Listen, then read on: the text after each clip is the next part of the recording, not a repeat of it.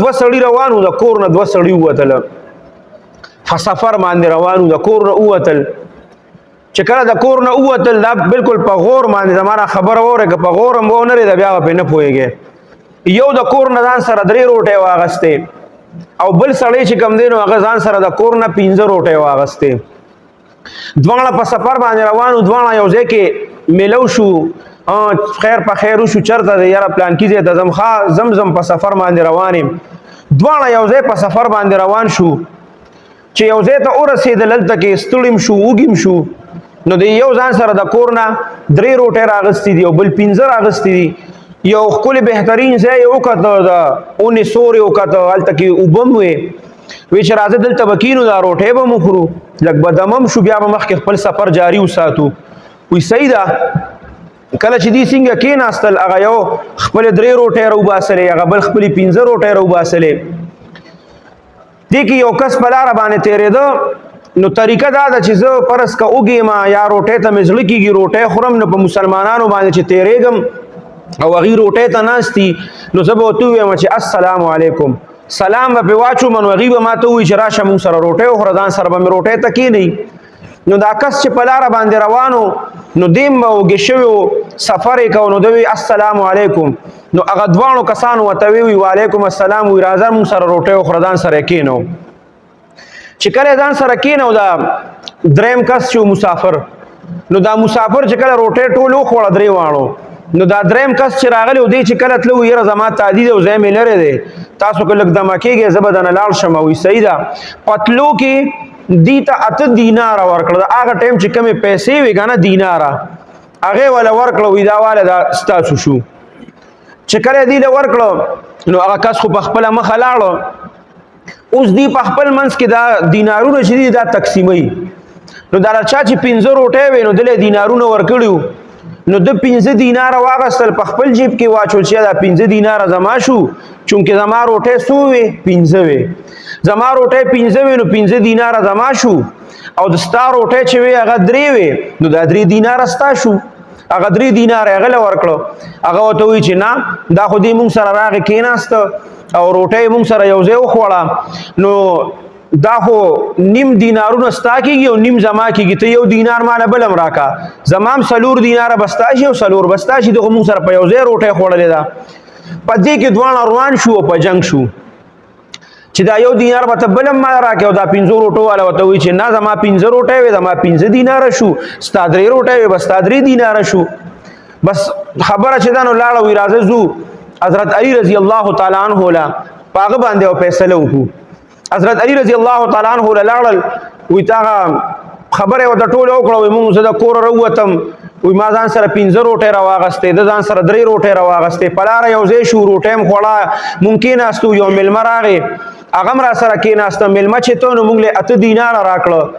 هغه 8 دینارو باندې اوس دې ما سره جګړه کوي هغه ما تقسیم کړه زما 15 روټۍ وې ما 15 دیناره واغشته د 3 روټۍ وې ما دله 3 دیناره ورکړه اوس دې ما ته وایي چې نه دا به ما سره په منځ نیمه 1 دینار به بل هم راکړې زما 4 دیناره کېږي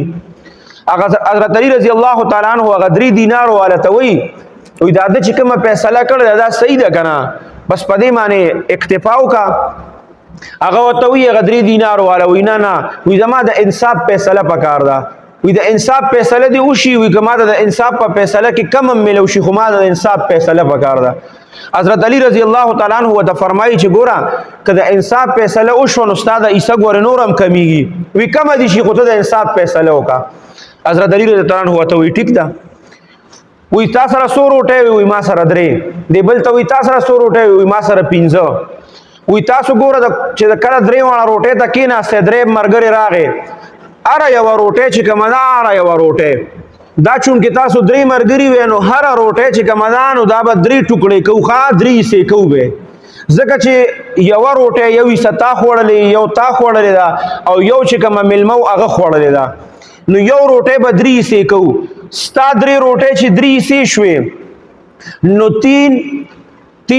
ضرب 3 3 9 ستا د روټۍ چې کوم دی نو 9 حصې جوړې شوې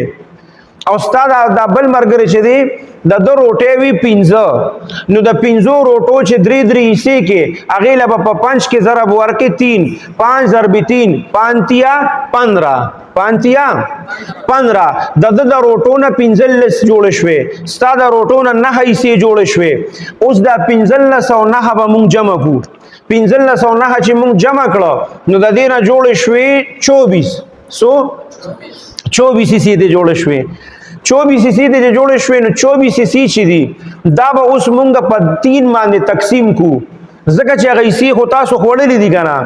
نو هغه 24 چې مونږ په 3 باندې تقسیم کو نو ظاهري خبره ده چې اته حصے روټه ته دا اته ټوکړې تا خوړلې ده اته ټوکړې تا خوړلې ده نو 16 شوې او اته ټوکړې چې کم دي نو هغه ملما خوړلې ده اته ټوکړې تاو خوړه اته ټوکړې دو خوړه او اته ټوکړې چې کم دینو هغه ملما خوړه او ستا روټه چې کم وی درې دا غي نه سو ټوکړې جوړ شوی وي نه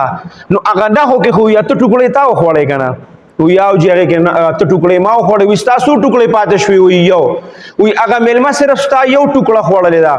د دې بل د روټو نه 15 ټوکړې جوړ شوی وي هغه کې ملما چې دی ملما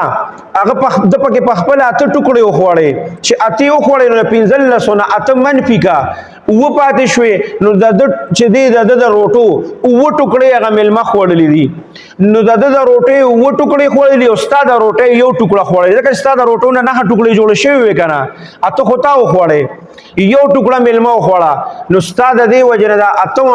دینار چې په دې باندې تقسیم شي نو 9 دینار د کیږي ځکه د روټو و ټوکړې هغه خوړلې دي او ستا د روټې یو ټوکړه خوړلې ده نو یو دینار چې کم دی نو هغه ستا کیږي بس هغه یو دینار ورکړه او هغه و دینار ورکړه او هغه چې بس د انصاف فیصله د ویزه په خوشاله ما او د علی رضی الله عنه د علم هر ځای کې به تعریفونه کول چې علی رضی الله عنه الله داسې علم ورکړي زمونږ فیصله په داسې ناشنا طریقه باندې وکړه چې هغه ته زمونږ ذهن هم نه رسید زمونږ په وهم او ګمان کې هم نه راتله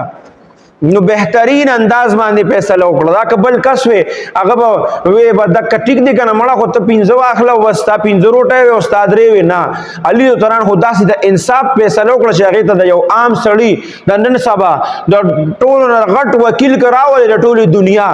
او غټ عدالت والا جج راول کنه هغه ذهن هم دې ته رسی الله داسې علم ورکړو حضرت علي رضی الله تعالی عنہ